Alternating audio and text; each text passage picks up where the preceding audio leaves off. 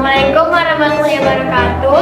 Kami dari kelompok 1. Perkenalkan nama saya Syafa Rizal. Perkenalkan nama saya Juinati Syafri. Perkenalkan nama saya Carla Amelia. Perkenalkan nama saya Yuki Bataila Arianto. Perkenalkan nama saya Rio Wicaksono. Kami akan mempresentasikan materi yang telah diberikan oleh Bapak Abdul Aziz tentang Kerajaan Samudra Pasai, pembelajaran sejarah kebudayaan Islam. Kerajaan Samudra Pasai merupakan kerajaan Islam pertama dan penting di Asia Tenggara dan juga terletak di bagian utara Sumatera, sekitar Sumaweh, tepatnya berada di Aceh. Berdirinya kerajaan ini menandai babak baru dalam kerajaan Islam dan di wilayah Nusantara. Perdagangan internasional termasuk dengan dunia luar seperti Timur Tengah, Tionghoa, dan India.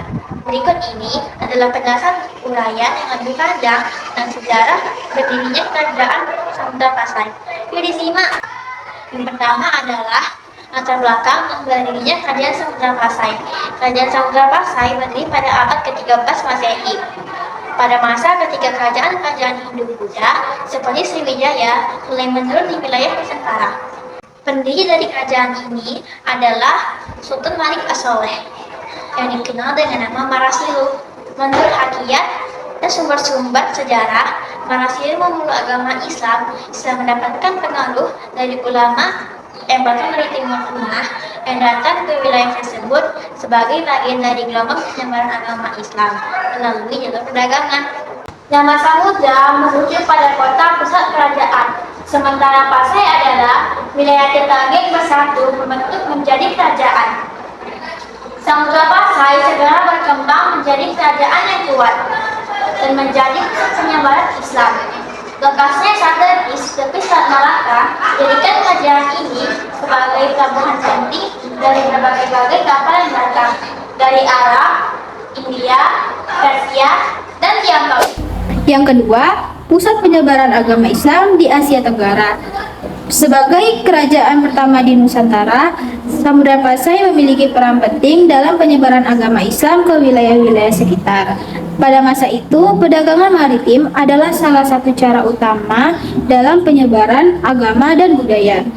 Perdagangan Muslim sering sekali singgah ke Samudra Pasai dan mereka menjadikannya tempat persinggahan penting sebelum melanjutkan perjalanannya menuju ke Malaka atau Jawa. Sultan Malik As-Saleh yang dianggap sebagai pendiri menjadi raja pertama yang memeluk Islam dan menjadi peran penting dalam memperkenalkan nilai-nilai Islam di kerajaannya. Setelah ia wafat, ia digantikan oleh putranya yaitu Sultan Malik Al-Tahir yang melanjutkan penguatan kerajaan sebagai pusat penyebaran Islam. Ulama-ulama dari berbagai tempat datang ke Samudra Pasai untuk mengajar dan menyebarkan ajaran agama Islam yang kelak akan menyebar ke seluruh wilayah Nusantara seperti Sumatera, Jawa, dan Kalimantan.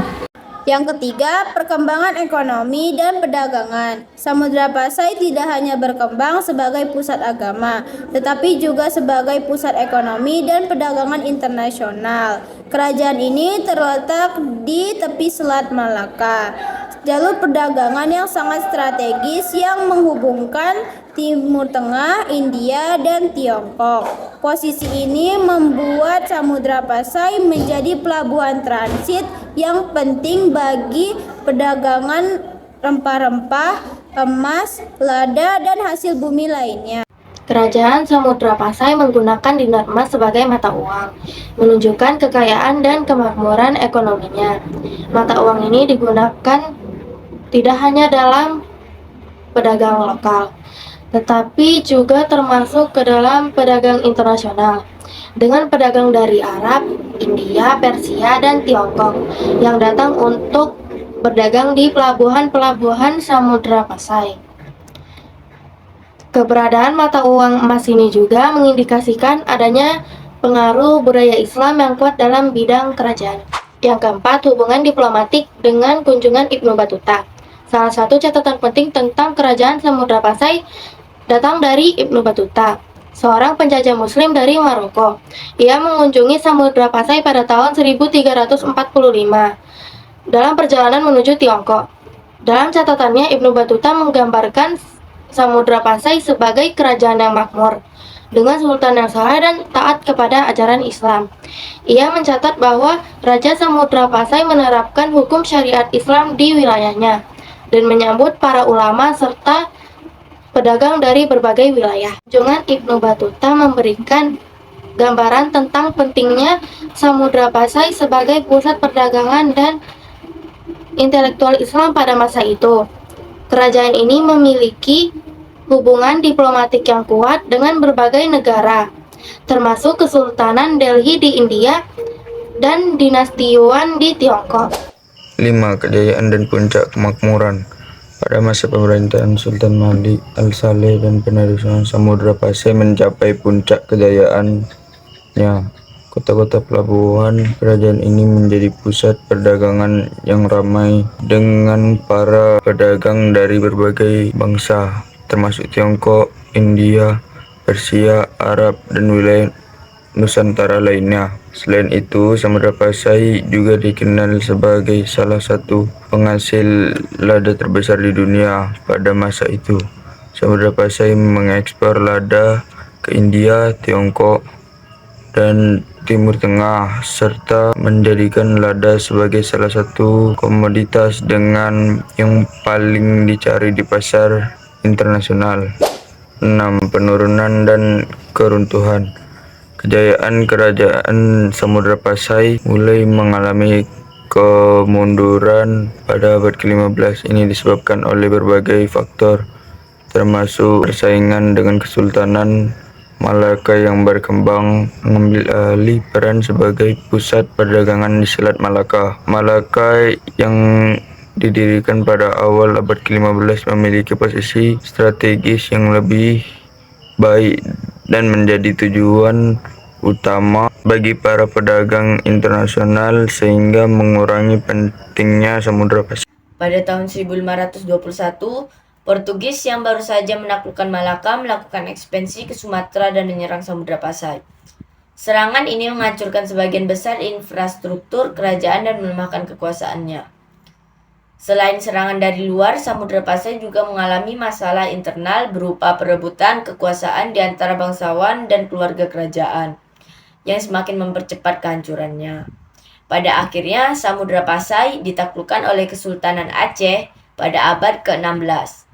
Aceh yang pada waktu itu berkembang menjadi kekuatan baru di Sumatera, berhasil menguasai wilayah Samudra Pasai dan menjadikannya bagian dari kesultanannya. Dengan ini, kerajaan Samudra Pasai secara resmi berakhir dan lenyap dari panggung sejarah. 7. Peninggalan dan warisan sejarah.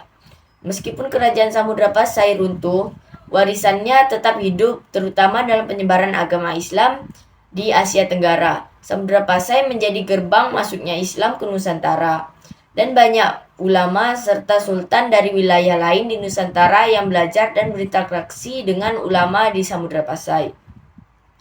Beberapa peninggalan dari Samudra Pasai seperti makam Sultan Malik Al-Saleh dan beberapa sultan lainnya masih dapat ditemukan di wilayah Aceh Utara. Selain itu, beberapa prasasti dan koin emas dari zaman kejayaan Samudra Pasai juga ditemukan oleh para arkeolog, menjadi bukti kejayaan dan kekayaan kerajaan ini. Segitu saja materi yang dapat kami sampaikan tentang sejarah kerajaan Samudra Pasai. Assalamualaikum warahmatullahi